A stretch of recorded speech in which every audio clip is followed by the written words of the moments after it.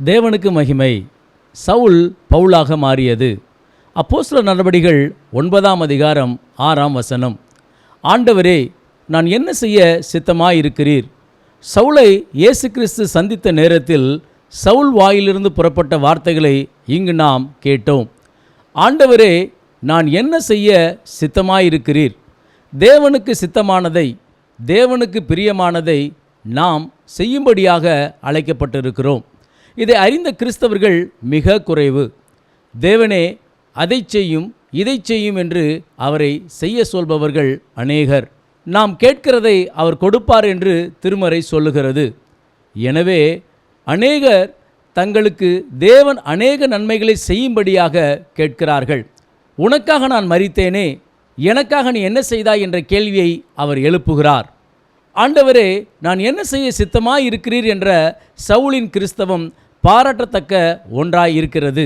நல்ல போராட்டத்தை போராடினேன், ஓட்டத்தை முடித்தேன், விசுவாசத்தை காத்துக்கொண்டேன், நீதியின் கிரீடம் எனக்காக வைக்கப்பட்டிருக்கிறது என்ற முடிவை அவர் அடைந்து கொண்டார். ஆண்டவரே, நான் என்ன செய்ய சித்தமாய் இருக்கிறீர் என்ற சவுலின் ஒப்புக்கொடுத்தல் அவருடைய சித்தத்தை, அவருடைய விருப்பத்தை நிறைவேற்றி முடித்த பவுலின் மேன்மையாக இருந்தது. இந்த பவுலின் முந்தின வாழ்க்கை கிறிஸ்துவின் சபையை துன்பப்படுத்தக்கூடிய கொடிய செயலாக இருந்தது. முன்னே நான் தூஷிக்கிறவனும் துன்பப்படுத்துகிறவனும் கொடுமை செய்கிறவனுமாய் இருந்தேன் என்று 1 தீமோத்தேயு 1ஆம் அதிகாரம் 13 அவர் எழுதுகிறார்.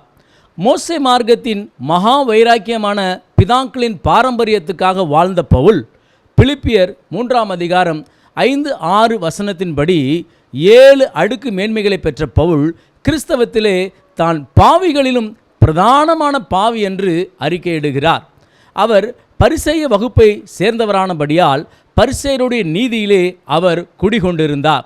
மத்தேயு 5ஆம் அதிகாரம் 20ஆம் வசனத்திலே பரிசேயருடைய நீதியை குறித்து ஆண்டவர் குறிப்பிடுகிறார்.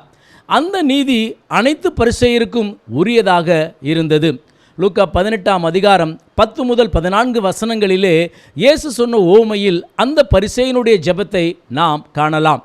ஆனால் ஆயக்காரனின் ஜெபம் தூரத்திலே நிற்பதும், தன் கண்களை வானத்துக்கு ஏறெடுக்க துணியாததும், தன் மார்பிலே அடித்து கொண்டதும், ஆண்டவரே பாவியாகிய என்மேல் கிருபையாயிரும் என்றதுமாக இருந்தது. இவனே நீதிமானாக்கப்பட்டான். நீதியிலே குடிகொண்டிருந்த பரிசேயன் ஆக்கினைக்குள்ளாக்கப்பட்டான். அனைத்து பரிசேயரையும் ஐயோ என்ற வார்த்தையிலே மத்தேயு 23ஆம் அதிகாரத்திலே 7 இடத்திலே ஆண்டவர் குறிப்பிடுகிறார். லூக்கா 7ஆம் அதிகாரம் 29-30 வசனங்களிலே யூதயா தேசத்தார், எருசலேம் நகரத்தார் அனைவரும் ஞானஸ்தானம் பெற்ற இடத்திலே பரிசேயர் தங்களுக்கு கேடு உண்டாக ஞானஸ்தானம் பெறவில்லை என்று எழுதப்பட்டிருக்கிறது. எனவே மோசேயின் மார்க்கத்தில் வைராக்கியம் கொண்ட சவுல், மேன்மையிலே 7 இடங்களை தன்னிலே வைத்து கொண்ட சவுல், கமாலியேலின் பாதத்திலே கற்றுக்கொண்ட சவுல், பரிசேயருடைய நீதியிலே குடிகொண்டிருந்த சவுல் ஐயோ என்ற ஆக்கினைக்குள் போகாத இடத்திலே பாவிகளிலும் பிரதான பாவி என்ற இடத்திலே தன்னை நிலைநிறுத்தி கொண்டார். நீதிமான்களை அல்ல, பாவிகளையே ரட்சிக்க வந்தேன் என்று ஆண்டவர் சொல்லுகிறார். பரிசேயர் என்ற நீதிமான்களை ரட்சியாதபடி ஆயக்காரர் என்ற பாவிகளை ரட்சிக்கும்படியாக அவர் வந்தார்.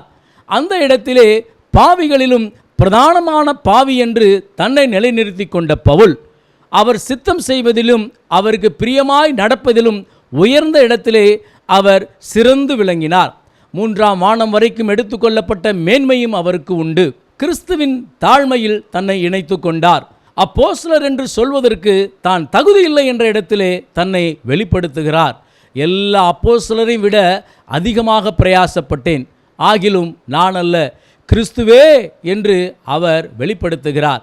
கிறிஸ்துவின் அறிவின் மேன்மையை அடைந்து கொள்வதற்கு எல்லாம் நஷ்டம், குப்பை என்று எண்ணுகிறார். எந்த மனிதனையும் கிறிஸ்துவுக்குள் தேர்ச்சிக்குள் கொண்டு வரக்கூடிய போதனை அவருக்குள் இருக்கிறது. அதை ஞானம் என்றும் அறிவு என்றும் புத்தி என்றும் அவர் வெளிப்படுத்துகிறார். சபைகளுக்கு எழுதும் அவருடைய நிருபங்கள் கற்றவர்களே அதை அறிந்து கொள்ளக்கூடிய இடத்திலே அது எழுதப்பட்டிருக்கிறது. அவருக்கு முந்தின அப்போஸ்தலர்களை காட்டிலும் உயர்ந்த இடத்திலே அவர் சிறப்பை அடைகிறார். 1 கொரிந்தியர் 9ஆம் அதிகாரம் 15ஆம் வசனத்திலே என் மேன்மையை ஒருவன் அவத்தமாக்கினால் சாவேன் என்ற வைராக்கியம் அவருக்கு இருந்தது. சுவிசேஷத்தினால் பிழைப்பு இருக்கிறது. அவைகளில் ஒன்றையும் நான் அனுபவிக்கவில்லை என்று அவர் குறிப்பிடுகிறார். கிறிஸ்துவின் சுவிசேஷத்தை செலவில்லாமல் ஸ்தாபிக்கிறார். கிறிஸ்துவின் பாடுகளிலும் உபத்திரவங்களிலும் தன்னை இணைத்து கொண்டார். இது கொலோசியர் 1:24 எழுதப்பட்டிருக்கிறது. என்னிடத்தில் கற்றும் அடைந்தும் கேட்டும் கண்டும் இருக்கிறவைகள் அவைகளோ அவைகளையே செய்யுங்கள், அப்பொழுது சமாதானத்தின் தேவன் உங்களோடு இருப்பார் என்ற முன்மாதிரியை அவர் பிலிப்பியர் 4:9 எழுதுகிறார். இந்த மாதிரியை, அவருடைய அடிச்சுவடுகளை நாம் பின்பற்றுவோம். கிறிஸ்துவை முழுவதும் வெளிப்படுத்தக்கூடிய இடத்திலே பவுலை நாம் காண்கிறோம். நாமும் கிறிஸ்துவை முழுவதும் வெளிப்படுத்துவோம். கர்த்தர் உங்களை ஆசீர்வதிப்பாராக. ஆமேன். தேவனுக்கு மகிமை உண்டாவதாக.